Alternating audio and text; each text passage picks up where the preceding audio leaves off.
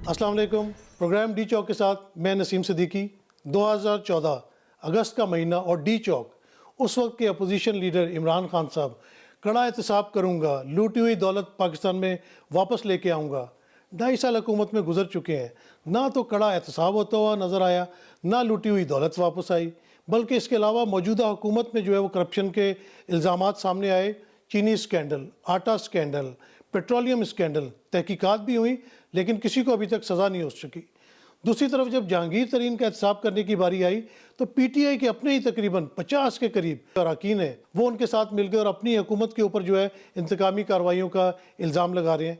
दूसरी तरफ हुकूमत ने जिन अपोजिशन रहनुमाओं के ऊपर एहतसाब करना शुरू किया उन सब की ज़मानतें हो गई, सब बाहर आ गए। आपने देखा कि रिसेंटली अभी शहबाज शरीफ साहब की ज़मानत हो गई। इन सब बातों और सवालों का जवाब लेने के लिए आज हमारे साथ मौजूद हैं वज़ीर आज़म के मुशीर बराए एहतसाब शहजाद अकबर साहब। अस्सलाम वालेकुम सर। सर बहुत शुक्रिया। सर एहतसाब जो हो रहा है, आप बड़ी उसमें मेहनत भी कर रहे हैं, काफ़ी चीज़ें सामने आ रही हैं, लेकिन कोई एहतसाब होता नज़र नहीं आ रहा या उसका कोई रिज़ल्ट सामने नहीं आ रहा, क्या वजह है इसकी? चलें आज इस तरह करते हैं, सवाल आपसे शुरू करते हैं। जी, एहतसाब क्या होता है, क्या होगा एहतसाब आपको होता हुआ नजर आएगा? एहतसाब में सर ये है कि जो भी जिन लोगों ने लूटा है या जिनके पे ऊपर करप्शन के इल्ज़ामात हैं उनको कम से कम कटहरे में पहुंचना चाहिए, उनको सज़ाएं मिलनी चाहिए। आवाम तो यही चाहती है। तो वो सजाएं मिलने का तरीका क्या होगा? तरीके अदालत जो है वो सज़ाएं बस देगी। अभी मैं आपको यहीं रोक देता हूँ। ठीक है।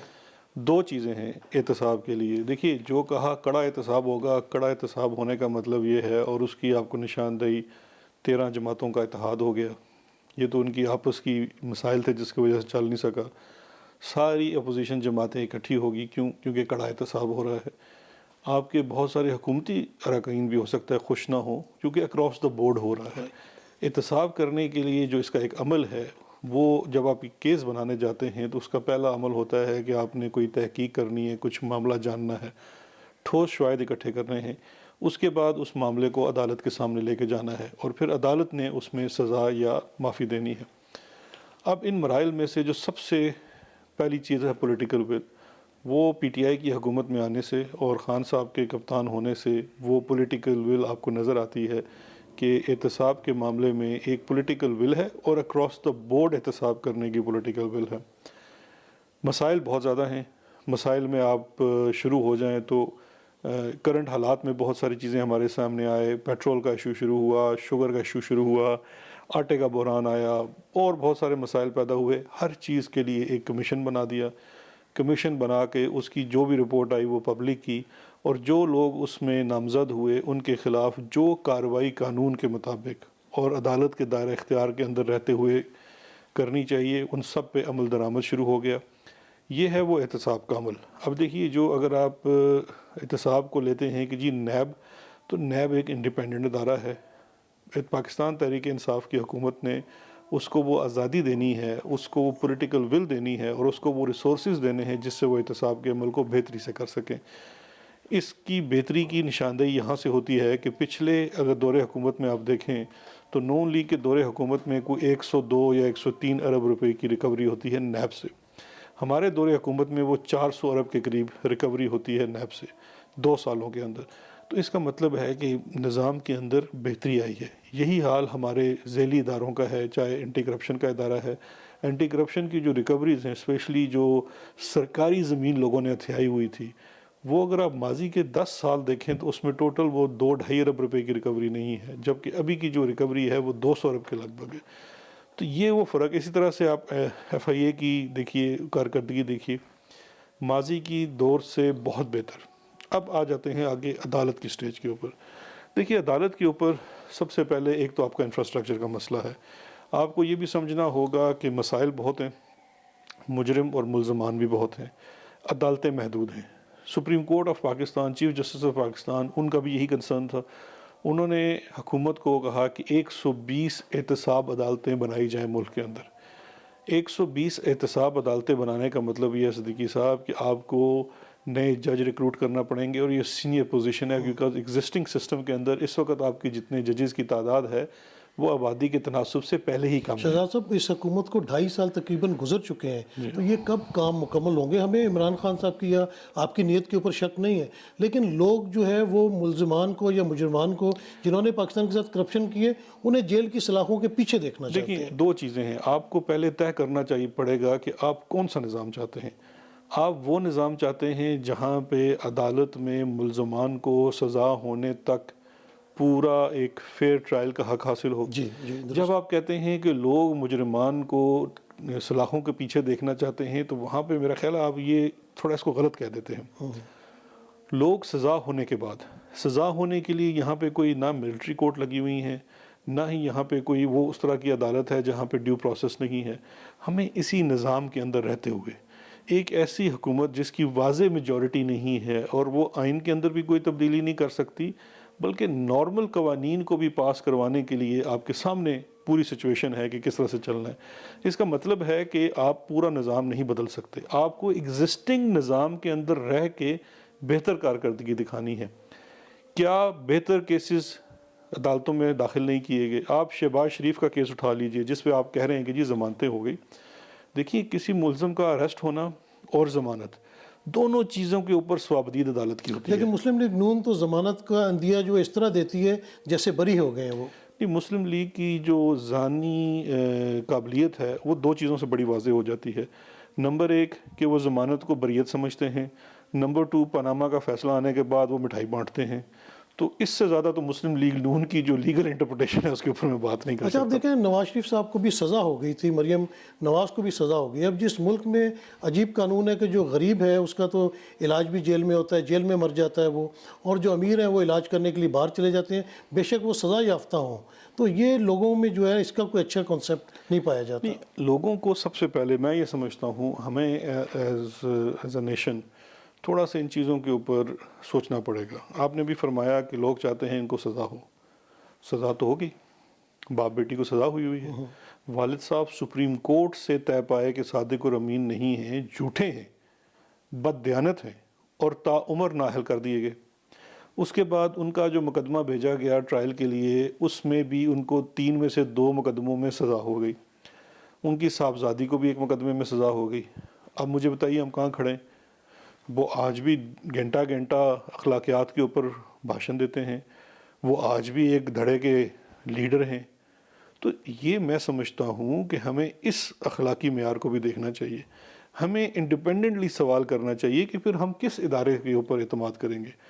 इसका क्या मतलब है कि आपको ज़मानत का फ़ैसला कबूल है लेकिन उसी अदालत का आपको सज़ा देना कबूल नहीं है। तो इसका मतलब ये है कि आप अपनी मर्ज़ी का इंसाफ चाहते हैं, आप इंसाफ नहीं चाहते। इंसाफ तो उसी इदारे से होना है। जब अदलिया आपको ज़मानत आप देती है जस्टिस तो कयूम वाला इंसाफ चाहते हैं? देखिए, ये तो मुस्लिम लीग नून, मैं देखिए आपने मुझसे एक सवाल किया कि 2.5 साल हो गए, ये कब निज़ाम बदलेगा? हालिया गंदगी 30 साल की है। 30 साल से निज़ाम को मफलूज किया गया है। निज़ाम को इस हद तक करप्ट कर दिया गया है कि अगर आप किसी भी शोबे के अंदर हाथ डालते हैं करप्शन को रोकने के लिए, और जब आप उस गिरा को खोलना शुरू करते हैं तो पता चलता है कि ये तो पूरा निज़ाम एक करप्ट सिस्टम के तहत बना हुआ है। उसको जब हिलाते हैं तो वो जो लोग बैठे हुए हैं जिनको हम माफिया कहते हैं, ये बहुत सारे पाकिस्तान तो में ये बहुत तो सारे जब माफियाज हो चुके हैं। पीटीआई जब अपोजिशन में थी उनको तब भी पता था कि पाकिस्तान का निज़ाम इस किस्म का है, तो ये निज़ाम कैसे तब्दील होगा? कोई लॉज लाए जाएंगे, इसके बारे में भी कोई प्राइम मिनिस्टर साहब सोच रखते हैं? और ये किस देखिए, ये तरीके से निज़ाम तब्दील होगा? दो चीज़ें हैं। ये कुछ दिन पहले प्राइम मिनिस्टर साहब ने जब संडे वाले रोज़ अवाम की टेलीफोन कॉल्स भी ली थी, तो उसके अंदर मैं वहाँ बैठा हुआ था, उन्होंने एक बड़ी अच्छी बात की थी कि देखिए, बदलाव लाने के लिए, तब्दीली लाने के लिए सबसे पहले हमें अपनी सोच में तब्दीली लानी पड़ेगी। पहले हमें मतलब वो अंग्रेज़ी में कहते हैं ना, कॉलिंग स्पेड अ स्पेड। आप बुरे को बुरा तो कहें, कन्विक्टेड को कन्विक्टेड तो कहें। पूरी कौम ना देखें, ये कोई पीटीआई की अदालत तो नहीं है जिसने किसी को सज़ा दे दी। आईने पाकिस्तान के तहत बनी हुई अदालतें हैं। जिस शख्स को एक दफ़ा सज़ा हो जाती है उसे आप कहेंगे जी जाएं, अब आप अपने आप को क्लियर करा के लाएं सुप्रीम कोर्ट से, वरना आप सज़ा याफ्ता हैं, आप किसी तरीके से किसी भी सियासी रंग में नहीं आ सकते। ये करना पड़ेगा, ये पहला स्टेप है। कवानीन बदलने पड़ेंगे, बिल्कुल बदलने पड़ेंगे। लेकिन मुझे बताइए कि यहाँ कवानीन बदलने के लिए फेटफ के कवानीन आपके सामने उसकी मिसाल मौजूद है। फेटफ के कवानीन के ऊपर जिस वक्त हम अपोजिशन जमातों के साथ बैठे, क्योंकि हमारी सेनेट में उस वक़्त अक्सरियत नहीं थी। तो हम जब इनके साथ बैठे, फैटफ के जो कवानीन बदलने के लिए कहा गया था वो कवानीन में बेहतरी थी, यानी कि माली मामलात के अंदर आप सख्ती लाइए ताकि आपके यहाँ चोरी चकारी ना हो सके, मनी लॉन्ड्रिंग ना हो सके।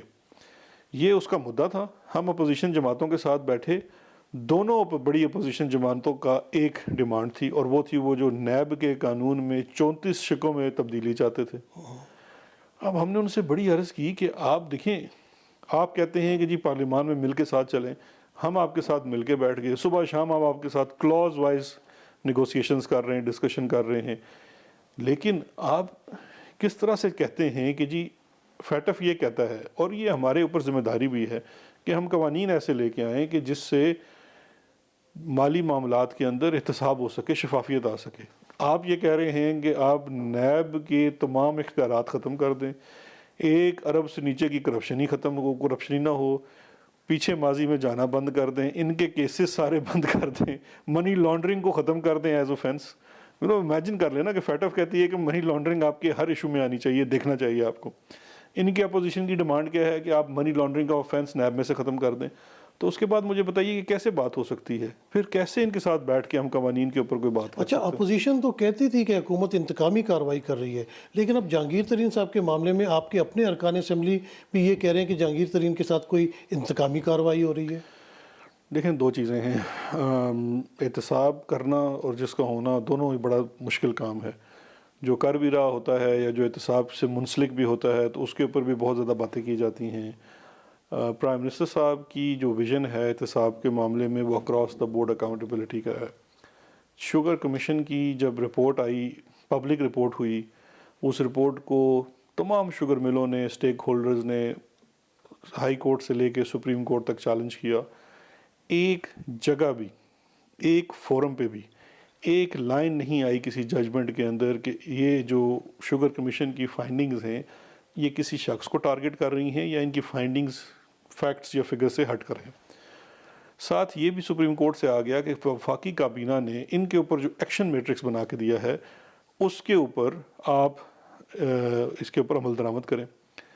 अब उस एक्शन मैट्रिक्स के नतीजे में सिद्दीकी साहब 5 साल का FBR का ऑडिट किया गया 88 से ज़ायद मिलों का। एक इंप्रेशन दिया जाता है कि शायद 2 मिलों का किया जा रहा है, नहीं, 88 के करीब मिले हैं, सबका टैक्स ऑडिट होता है, 450 अरब रुपए की टैक्स लाइबिलिटी की जनरेट होती है इनके खिलाफ। अभी कुछ मिले हैं जिसमें शायद 60 या 70 अरब रुपए की लाइबिलिटी के ऊपर वो अदालतों में गए हुए स्टे लेके बैठे हुए। कैपेसिटी इन्हांसमेंट का इशू आता है, एंटी करप्शन को तफवीज़ किया जाता है, एंटी करप्शन उस पर भी एक्शन ले रही है, उस पर भी कुछ मिलों ने स्टे लिया हुआ है। FIA को मामलात तफवीज़ किए जाते हैं 3-4 मिलों से मुतल्लिका जो शुगर कमीशन में आइडेंटिफाई हुए हैं। इसके अलावा एक्सपोर्ट सब्सिडी से मुतल्लिका हैं, वो ज़्यादा मिलों के ख़िलाफ़ है, वो भी FIA को दिया जाता है। अच्छा, दोनों चीज़ें जब FIA करने लगती है तो कुछ शुगर मिलें जिसमें JDW भी है और अल अरेबिया जो सलमान शहबाज की है, ये इस मामले को लाहौर हाई कोर्ट में चैलेंज करते हैं, जिसमें वो कहते हैं कि जी यही हमें सिंगल आउट किया जा रहा है, ये हमारे माली मामलात हैं मिलों के, इसका शुगर से कोई ताल्लुक़ नहीं है और FIA की जुरिस्डिक्शन नहीं है। तीनों पॉइंट्स के ऊपर वहाँ पे अदालत में ये डिसाइड होता है कि नहीं, ये फाइंडिंग्स शुगर कमीशन की रिपोर्ट पे आई है, FIA अपनी इन्वेस्टिगेशन करेगा और उसके मुताबिक कार्रवाई करेगा और FIRs करेगा और उसके पास जुरिस्डिक्शन है। अच्छा, गुफ्तगू का सिलसिला हम जारी रखेंगे। ब्रेक का वक्त हुआ है, यहाँ पे एक लेते हैं ब्रेक और ब्रेक के बाद दोबारा हाजिर होते हैं।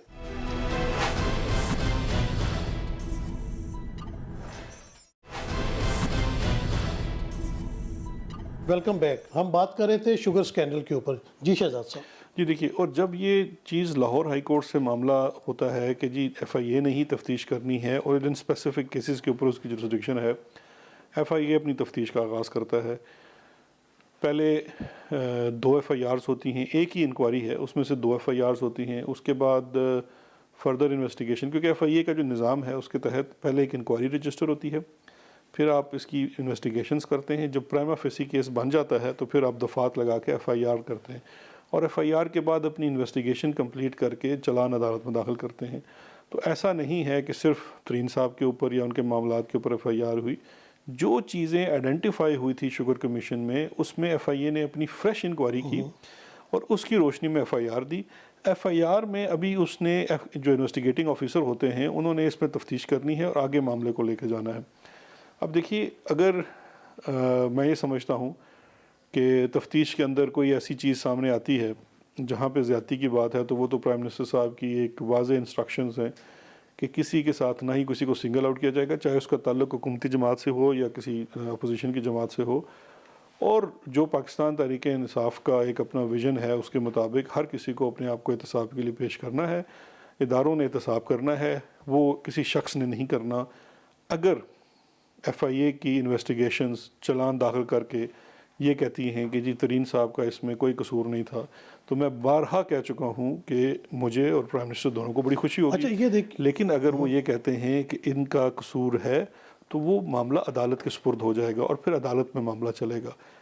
दोनों सूरतों में एग्जेक्टिव का कोई हक नहीं बनता और कोई जुरिस्डिक्शन नहीं है कि इस मामले में, तफ्तीशी इदारों की मामले में किसी भी तरीके से मुदाखलत करे। अच्छा, यहाँ पे दो सवाल उठते हैं। एक तो ये कि जहांगीर तरीन साहब को चाहिए कि वो तफ्तीश में शामिल हों, जिस तरह आपने देखा था कि आपके पहले भी जो लाहौर से रुकन अलीम खान साहब हैं, सफ्तान साहब हैं, उन्होंने जो है वो उन्होंने कोई इस तरह चीफ मिनिस्टर पंजाब नहीं मिलाया, चीफ मिनिस्टर पंजाब उनके वो भी जाके वहाँ देखे आए। तो जहांगीर तरीन साहब क्यों इस वक्त ब्लैकमेल कर रहे हैं असेंबली मेंबरान को, साथ मिला के ना साथ साफ नज़र आ रहा है। दूसरी तरफ कहा जा रहा है कि इमरान खान के साथ जहांगीर तरीन की मुलाकात के लिए भी कोशिशें हो रही हैं। तो प्राइम मिनिस्टर एक कन्विक्टेड बंदे से या जिनके ऊपर इल्ज़ाम है उनसे मिलेंगे तो क्या ये तासुर नहीं जाएगा कि एहतसाब में जो है वो रुकावट आ रही है? दो चीज़ें सदीकी साहब। पहले तो ये है कि मैं नहीं समझता कि तरीन साहब कोई ब्लैकमेल कर रहे हैं, ये काफ़ी सख्त लफ्ज़ है। बिल्कुल तरीन साहब को तहफ़्फ़ुज़ात हैं और बहुत सारे ऐसे लोग पार्टी के अंदर जिनको कुछ खदशात होंगे वो ज़रूर जाते हैं। और मैं पहले भी बारहा कह चुका हूँ कि अदालत में पेशी पे जाना हमारे यहाँ पंजाब में तो ख़ास कर एक रवायत का हिस्सा भी है। ढोल धमाके के साथ जाना होता है, ज़रा जज पे भी रोक पड़ता है तो वो कुछ नहीं होता। और ये उनकी वैसे भी बेल की हियरिंग्स थी, तो उसमें मैं नहीं समझता कि कोई इस तरह की बात है। बाकी प्राइम मिनिस्टर से मुलाकात वाला देखिए मेरे इल्म में नहीं है। अगर प्राइम मिनिस्टर उनसे मिलना चाहें और तरीन साहब उनसे मिलना चाहें तो उसमें कोई मुज़ायका नहीं होगा। उसकी वजह यह है कि जो मामला एफआईए के पास है उसमें प्राइम मिनिस्टर साहब का तो कोई उस तरह से रोल नहीं है। अगर मैं ये समझूँ, देखिए तफ्तीश के दौरान तो जब मुलज़म को बुलाया जाता है तो तफ्तीशकार से भी वो मिलता है जी। उनकी मुलाकात होती है नहीं होती है तो उनका अपना मामला है। लेकिन चूँकि तरीन साहब हुकूमती कोई इस वक्त ओहदेदार नहीं है, प्राइवेट पर्सन है, तो ये तो वो एक सियासी रंग ज़रूर है। बाकी जो कुछ पार्टी के लोग हैं उनसे प्राइम मिनिस्टर साहब जब चाहेंगे मिल सकते हैं, उनके अपने पार्टी के लोग हैं, तो वो कोई उसमें भी कोई वो नहीं, ममानत नहीं है। और दूसरा ये देखिए, अगर किसी को कोई तहफ़्फ़ुज़ात हैं तो हमारी एक बड़ी जमहूरी पार्टी है इंटरनली, ये कोई मोरूसी पार्टी तो है नहीं दूसरी पार्टीज़ की तरह, तो इसके अंदर हर किसी को इख्तिलाफ़ राय का भी इख्तियार है, हक़ है। बाकी जो डिसीजन फाइनली फिर होता है बाहमी राय से, वो फिर सब के ऊपर उसका इतलाक़ होता है। किसी के तहफ़्फ़ुज़ात हैं तो उसके फ़ोरम्स मौजूद हैं, हमारी कोर कमेटी है, उसके अलावा पार्टी के अंदर एक अपनी पार्टी का स्ट्रक्चर है, उसके अंदर अपने लोग तहफ़्फ़ुज़ात का इज़हार करते हैं और करते रहे हैं, माजी में भी आप करते रहे हैं। आप देखिए जब हमारे पार्टी के इलेक्शंस होते थे उस वक्त बड़ी बातें होती थी, तो ये पॉलिटिकल पार्टीज़ के अंदर होता है, ये ऐसी कोई बात नहीं है कि कोई इख्तलाफ है। एक बात हर उस शख्स पे बड़ी वाज़ेह है जिसका ताल्लुक़ पाकिस्तान तहरीक इंसाफ से है कि एहतसाब का होना और अक्रॉस द बोर्ड होना, ये पाकिस्तान तहरीक इंसाफ का असास है और इससे ये कभी भी पार्टी नहीं हट सकती क्योंकि ये इसकी बुनियाद है। तो यहाँ पे तो मिसालें कायम हैं कि हमारी पार्टी के लोग, सिटिंग मिनिस्टर्स ने ख़ुद को अपने आप को एहतसाब के लिए पेश किया। चीफ मिनिस्टर ख़ुद जब उनको नायब ने समन किया, वो अकेले ख़ुद गाड़ी चला के नायब के पास गए, अपना उनका 2.5-3 घंटे का उन्होंने इन्वेस्टिगेशन हुई, उन्होंने सारे सवालात का जवाब दिया, रिटन क्वेश्चन से उनको सर्व किया गया, रिटन जवाब दिया उन्होंने। तो ये तो एक प्रोसेस है। जिस जमहूरी निज़ाम की हम बात करते हैं उसकी कामयाबी सिर्फ़ और सिर्फ शफाफियत और अकाउंटेबिलिटी, ये दो चीज़ों के ऊपर बुनियाद है। अगर आपके जमहूरी निज़ाम में ये दो चीज़ें नहीं हैं तो वो निज़ाम फिर जमहूरी नहीं है। अच्छा, मैंने काफ़ी आपकी प्रेस कॉन्फ्रेंसेस अटेंड की, काफ़ी आप मवाद लेके आते थे शहबाज शरीफ के ख़िलाफ़ कि उन्होंने टीटीज़ लगाई और बहुत सारी डॉक्यूमेंट आपने दिखाए जिनमें प्रूव होता है कि ये सारे मामलात हुए हैं, वो पापड़ वाला और वो ठेले वाला। लेकिन ये इनकी ज़मानत हो गई है तो आगे केस कैसे चलेगा और आप समझते हैं कि उनको सज़ा हो सकेगी इन चीज़ों? देखिए दो चीज़ें हैं। एक तो जो अक्सर लोग मुझे कहते हैं जी कि आप शहबाज शरीफ साहब की बड़े चीज़ें करते हैं और प्रेस कॉन्फ्रेंस दिखाते हैं, मैं आपको बताता हूँ जी उसका मकसद क्या है। उसका मकसद ये है कि पाकिस्तान मुस्लिम लीग, ख़ासकर उनके कुछ तर्जुमान, आपने पिछले हफ्ते मरियम औरंगज़ेब साहिबा का भी इंटरव्यू किया, उनके पास तो झूठ बोलने में PhD है, और वो भी किसी ऐसी यूनिवर्सिटी से जैसी वो एक पहले नहीं आई थी, एक स्कैंडल आया था कि वो मोरे मार मार वो के मुझे कह रही थी कि शहजाद अकबर से आपसे पूछें कि ये पंजाब क्या करने जाते हैं, लाहौर जाके क्यों बैठते हैं, वफाक में क्यों नहीं नहीं, रहते? मुझे नहीं पता था पंजाब की रजिस्ट्री इनके पास है कि वहाँ पे कोई बंदा जा नहीं सकता। पूरे पंजाब में भी पाकिस्तान तहरीक इंसाफ की हुकूमत है।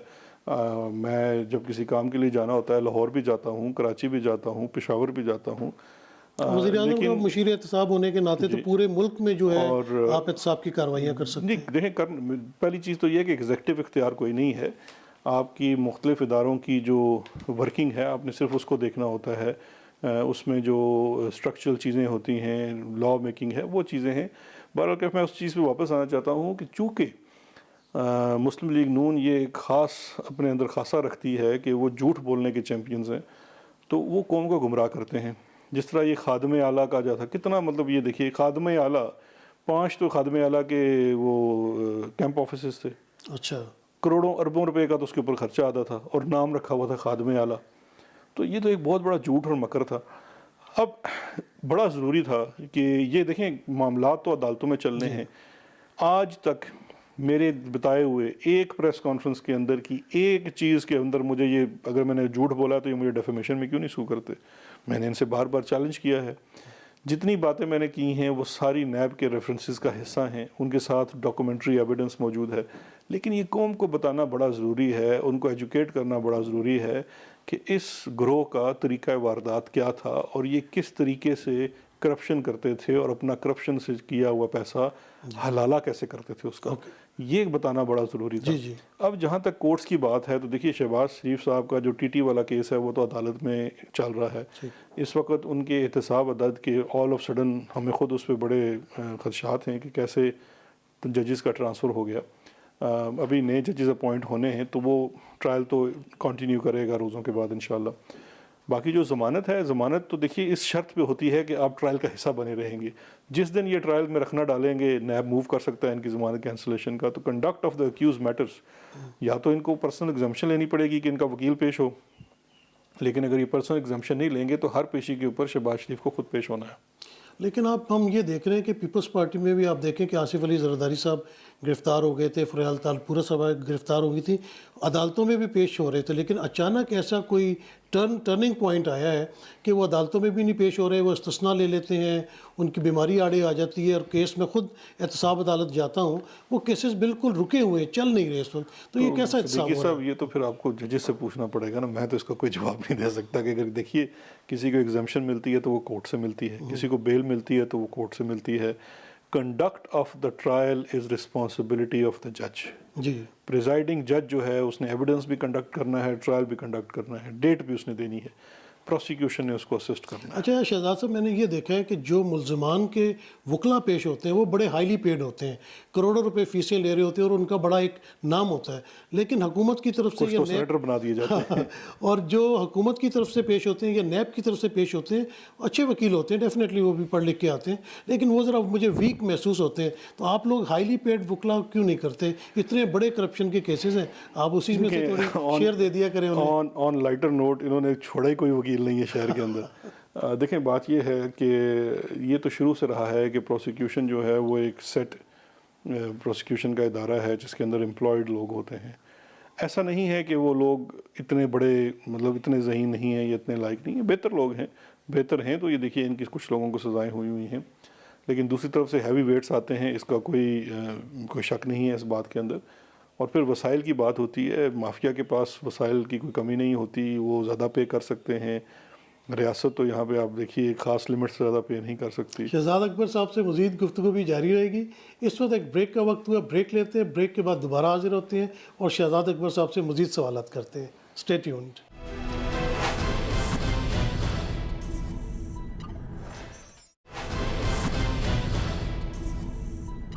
Welcome back. अच्छा शहजाद साहब, ये बताइए कि अब जो अपोजिशन है वो ये इल्ज़ाम लगा रही, बल्कि मुस्लिम लीग नून ये इल्ज़ाम लगा रही है कि नवाज़ शरीफ, शहबाज शरीफ, मरीम नवाज़ या हमज़ा शहबाज के ऊपर जब आप केस कोई साबित नहीं कर सके तो आपने जाती उम्रा का रुख कर लिया और उनके घर को गिराने की बातें करी। वो क्या किस्सा है, वो ज़रा आवाम को देखिए बताइए। वही, ये तो गोएबल के जो इंस्टीट्यूट ऑफ इंफॉर्मेशन है वहाँ से तालीम याफ्ता और फारुकुल तहसील सारी जमात है, ये इतना झूठ बोलते हैं, इतना झूठ बोलते हैं कि एक लम्हे के लिए हमें भी लगता है शायद सच, ये बात सच्ची है।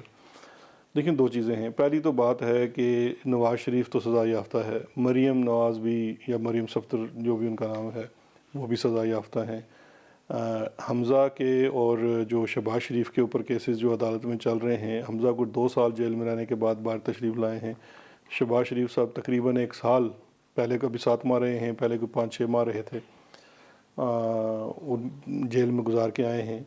तो ऐसा नहीं है कि वो बिल्कुल ही कोई आज़ाद फिर रहे हैं और उसके बाद हमने जाती उम्र की तरफ रुख किया। आप ख़ुद बेहतर जानते हैं, मैंने ख़ुद कहीं प्रेस कॉन्फ्रेंसेस भी की हैं जिसके अंदर पंजाब के अंदर जहाँ पे इस माफिया का राज था, उसने पिछले 30 सालों में और बिलखसूस पिछले 10-15 सालों में जो सरकारी ज़मीनों के ऊपर कब्ज़ा किया हुआ था उसके ख़िलाफ़ बाकायदा एक मुहिम का आगाज़ किया गया, जिसमें पॉलिटिकल लोग भी थे, आम लोग भी थे, लेकिन पॉलिटिकल लोग, असर और रसूख रखने वाले लोग ज़्यादा थे, और अरबों रुपए की ज़मीन रिट्रीव कराई गई है। अब जब वो प्रोसेस पूरे पंजाब में चला है तो हर डिस्ट्रिक्ट और डिवीज़न को ये इंस्ट्रक्शन थी कि आप अपने पुराने रिकॉर्ड देखिए, सरकार की ज़मीन थी वो आज किधर है।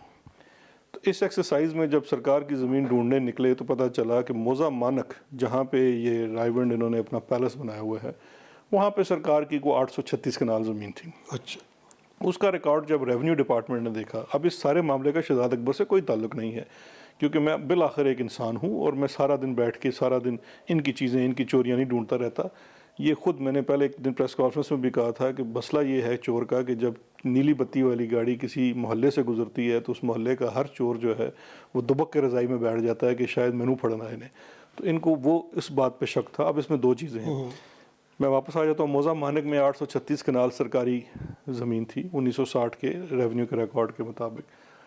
फिर रेवेन्यू के रिकॉर्ड के मुताबिक 1989 में, शायद 88 या 99 में, वो ज़मीन एक चिट्ठी, उस ज़मीन को ट्रांसफ़र कर दिया जाता है बवसीला एक चिट्ठी जो deputy secretary board of revenue ने भेजी रेवेन्यू डिपार्टमेंट को। अब बड़ी ये अचंभे की बात थी, जिन्होंने कहा कि भाई एक चिट्ठी के ऊपर कैसे सरकारी ज़मीन किसी प्राइवेट शख्स के नाम कर दी गई। वो वहीदा बेगम नामी खातून थी। तो वो सारा मामला बोर्ड ऑफ रेवेन्यू को रेफ़र हुआ। बोर्ड ऑफ रेवेन्यू ने उसकी इन्वेस्टिगेशन की और उस चिट्ठी के पीछे किसी भी मामले का कोई नज़र ही नहीं आया, रिकॉर्ड ही नहीं था। और आपको पता है ये तो रिकॉर्ड जलाने के भी माहिर हैं, लाहौर में कितनी आगे लगी हैं। तो उस बेस के ऊपर कि कोई बेसिस ही नहीं है कि सरकार की ज़मीन, तो वो जो वहीदा बेगम के नाम का इंतकाल था सरकारी ज़मीन का, वो कैंसिल हुआ। अब वहीदा बेगम के बाद के जितने भी सब्सिक्वेंट परचेज़र थे, जो वो ज़मीन आगे जितने भी लोगों को बिकी, वो सारे इंतकालात कैंसिल हो गए। अब उसके बाद चूँकि इन्होंने वो ज़मीन वहीदा बेगम से ख़रीदी हुई थी, और जिस वक्त ये 89 में चिट्ठी आई उस वक्त भी चीफ़ मिनिस्टर ये नवाज़ शरीफ साहब थे। तो वो चीज़ें तो आवाम खुद ही सोच ले कि उसमें क्या हुआ होगा। लेकिन चिट्ठी आने के बाद इन्होंने एक प्रोपेगेंडा शुरू कर दिया कि आपको याद है उन दिनों तरीके लबैक की वो चल रही थी, तो ट्रैफिक डिवर्ट हुई थी रायबंड रोड के ऊपर। जी जी बिल्कुल। तो कंटेनर्स की वीडियो बना के कि जी रायबंड गिराने जा रहे हैं। अब कोई इनसे इंसान पूछे कि इसकी क्या दीवार कंटेनर से गिरती है या किसी ट्रैक्टर ट्राली से गिरती है। इसमें कोई लॉजिक ही ये तो नहीं है। सोशल मीडिया के ऊपर काफ़ी वायरल था कि जी वहाँ पे कंटेनर्स लगा दिए और कोई हमला होने जा रहा है। तो वो अगर आपने देखें, बात ये है कि अगर आपने कोई किसी की दीवार गिरानी है, सरकारी ज़मीन रिट्रीव करनी है, तो उसके लिए कोई बुलडोज़र जाएगा, कोई किस तरह की चीज़ जाएगी। कंटेनर्स क्यों जाएंगे? और कंटेनर्स क्या वहाँ खड़े थे? वो तो मूविंग कंटेनर्स थे जो कंटेनर्स ट्रालों में जा रहे हैं। तो चूँकि मैंने कहा है ना कि ये गोएबल इंस्टीट्यूट ऑफ डिसइंफॉर्मेशन से आए हैं, तो उस वजह से ये उस चीज़ में महारत रखते हैं। और इन्होंने, अब देखिए चालाकी चेक करें इनकी, कि इशू क्या है कि 800 कनाल से ज़ायद सरकारी रकबे पे काबिज़ थे। ये इशू आया, अवाम को क्या मुँह दिखाएं, फ़ौरन मजलूम बन गए। मुझे तो लगता है वो ट्राले भी इन्होंने खुद ला के खड़े किए होंगे वहाँ पे, और ये कहा जी हमारा घर गिराने जा रहे हैं, हमारे घर गिराने जा रहे हैं। आपने अवाम की साइकी से खेला है, आप उनको तवज्जो उस तरफ चली गई। अब हमें हमारे फरिश्तों को भी इल्म नहीं है। वो जब हमने चेक किया डिस्ट्रिक्ट एडमिनिस्ट्रेशन से, कोई उस तरह की चीज़ नहीं थी। ये किसी अदालत में भी गए हुए हैं, वहाँ से कोई स्टे भी लेके आए हुए हैं। जारी बात है वो मामला किसी सिविल कोर्ट में चलेगा या रेवेन्यू कोर्ट में चलेगा। अब उस मामले का इससे कोई ताल्लुक़ नहीं है। लेकिन मैंने जैसे कहा ना कि चोर की एक खासियत होती है कि वो नीली बत्ती और शहजाद अकबर से अब ये दूसरी चीज़ आ गई है, वो वैसे ही उससे डरना शुरू हो जाते हैं। तो मेरा नाम तो ये वैसे करना शुरू कर देते हैं। लेकिन बात यह है कि क्या इस मुल्क में गरीब के लिए अलग कानून है और अमीर के लिए अलग कानून? अगर किसी गरीब ने किसी जगह कब्जा किया होता तो पुलिस जाती, दो उसको मारती और वो जगह खाली करा लेते। अब इनकी जगह किस तरह आप खाली करवाएंगे? मैं आपको बता देता हूँ, उसकी कसूरवार आप भी बराबर के। किसी गरीब की जब झोपड़ी गिराई जाती है या एक किसी गरीब का घर गिराया जाता है, सरकार की इंक्रोचमेंट ऑपरेशन होता है, कितने मीडिया जाती है, कितने कैमरे जाते हैं? कोई भी नहीं होता। लाहौर का सबसे बड़ा कब्ज़ा माफिया खोकर पैलेस, जब लाहौर गवर्नमेंट ने, लाहौर की कोर्ट, डिस्ट्रिक्ट एडमिनिस्ट्रेशन ने उसको रिट्रीव किया, हम सारे मीडिया ने ऐसे उसको दिखाया जैसे कोई मतलब बहुत बड़ा बुत गिराया, सोमनाथ का बुत गिराया जाने वाला था। हमें भी सोचना चाहिए ना, इम्पोर्टेंस तो हम भी देते हैं अमीर की चीज़ के ऊपर। जब अमीर के साथ कुछ होता है तो उसको इम्पोर्टेंस हम भी देते हैं। और जहाँ तक बात है कि अमीर और गरीब के लिए इंसाफ मुख्तलिफ है, मुझे बड़ी माजरत के साथ कहना पड़ता है कि बिल्कुल हमारे मुल्क के अंदर जेलें जाके देख लें, वज़ीर आज़म साहब भी यही कहते हैं। अब जेलें में जाके देखें तो ऐसे लगता है कि इस मुल्क में सारा गुनाह, सारी चोरी, सारी चीज़ें इस गरीब करते हैं। मीडिया हाईलाइट तो इन तमाम चीज़ों को करता है। अगर किसी झोपड़ी में भी आग लगती है या किसी गरीब के साथ इंटेंसिटी अलग होती है, इंटेंसिटी अलग होती है। डेफिनेटली वो जो ईमान आता है ना आपके अंदर, जो ज़्यादा ईमान जागता है, लेकिन वो मीडिया बढ़ेगी, कोशिश तो करती है दोनों तरफ की सिचुएशन नहीं, दिखाने मेरा की। ख्याल है वो बात मैंने मीडिया से नेगेटिव तर्ज पे नहीं की। मैंने उसको बात इसको की कि एक फैक्चुअल तर्ज पे की कि फैक्चुअली भी अगर आप देखें तो ये जो है ना कि स्टैंडर्ड अलग है अमीर और गरीब के, उसमें हम सब बराबर के शरीक हैं। मैं भी हूँ, आप भी हैं, यानी कि मीडिया भी है। मीडिया के लिए भी किसी बहुत बड़े चीज़ को गिराया जाना बड़ी न्यूज़ है, वो एक न्यूज़ की मजबूरी अच्छा, है। चले आखिर में ये बता दिए कि पीडीएम का आपको क्या मुस्तकबिल नजर आता है? वो क्या है पीडीएम? ख़त्म हो गई। पीडीएम ने बड़े धरने दिए, बड़े जलसे जुलूस किए, इस्तीफे देने के लिए जा रहे थे। देखें, इनसे ना जलसों पे इतफाक हो सका, इनसे तो वो किसने तकरीर कब करनी है, कौन पहले तकरीर करेगा, कौन बाद तकरीर करेगा, उस पर लड़ते थे, मेन्यू के ऊपर लड़ते थे। अब देखिए, एक जमात अगर आपने एक तहरीक चलाने लगे, अब देखिए उस तहरीक को चलाने के लिए आपने दो इनएक्सपीरियंस नाअहल से बच्चे, जिनकी सीवी के ऊपर सिर्फ एक लफ्ज़ लिखा हुआ है मोरूसी लीडर, ठीक। अब वो मोरूसी लीडर जो हैं, मैं उनकी मैच्योरिटी चेक कर रहा था कि जिस दिन ये लाहौर का जलसा था पीडीएम का, देखिए ना, पीडीएम के पीछे तो सबसे बड़ी पार्टी जो थी अपनी तरफ से नून लीग थी। नून लीग का सबसे बड़ा शो होना था लाहौर में। अब ज़रा आप इनकी लीडरशिप चेक करें कि लाहौर में जिस दिन आपने पीडीएम का जलसा रखा हुआ है, उस दिन लाहौर में शदीद सर्दी है, दिन के वक्त भी ठंडी हवाएं चल रही हैं। गरीब अवाम, जिनमें से बहुत सारे लोगों को आप पैसे दे के लाए थे, और वो आप वहाँ वीडियोस भी बनी हैं, मीडिया ने भी दिखाई हैं कि लोग पैसे लेके आए हुए हैं, वो वहाँ पे उस सर्दी में बैठे हुए हैं पंडाल के अंदर। आप कहाँ हैं?